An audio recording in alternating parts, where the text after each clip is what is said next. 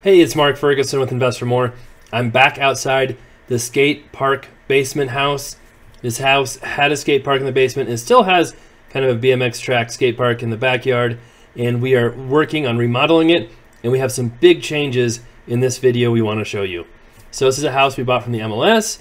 It had multiple offers. We were able to get it, and we got to work on it right away. A lot of times we got a lot of houses backed up, but right now we're actually in kind of a good groove where when we buy new properties, we're ready to work on them right away, which is pretty nice. But the upstairs looks pretty similar to the last video we did. We've got the demo done. A lot of the painting is done. This is the main bathroom. It also has 3 bedrooms up and then a full basement we'll show you. And we're making some big changes down there. And this one had a really weird situation too. And I asked people on Shorts and all over social media what they would do. But here's some of the bedrooms. There is a tiny half bath that used to be in this house. And when I bought it, it just had a closet. And I'll kind of tell you why. It just had a closet, but here are the bedrooms. And the half bath could not be connected to one of these bedrooms either. There just wasn't room. So it really just was very weird. We've never seen a situation like that. And this is it. This is the half bath. And so we were thinking about making it a bath again. Our plumber made that decision not to. He said basically if we had a toilet there, you'd have 6 inches between the wall and the edge of the toilet. It would just be crazy cramped. But that's not all. It also really messes up the basement, and we'll show you why. So we've decided not to keep the half bathroom or make it a half bath.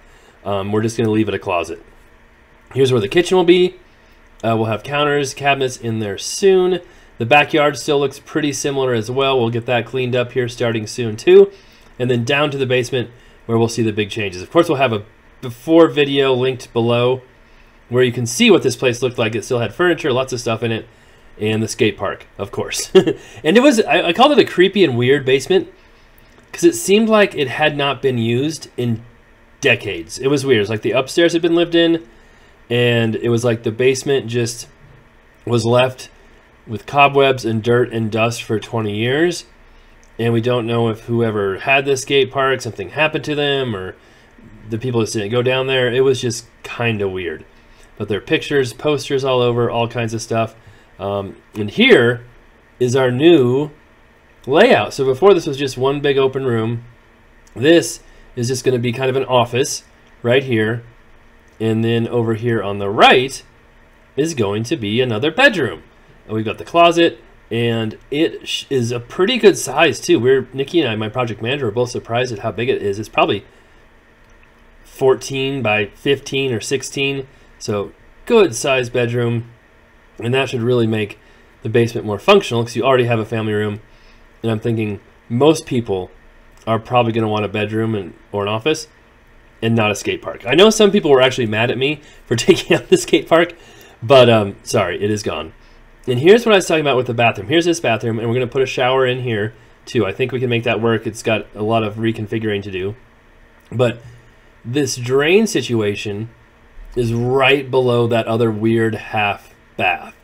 So our plumber's like, if we remove that half bath and remove the drains and stuff, we can tie this in closer to the wall, make it much less intrusive, and make this bathroom way better. So not only is it just so tiny it's hardly usable, but it will make this basement bathroom way, way, way better if we get rid of the half bath. So that made our decision, no more half bath.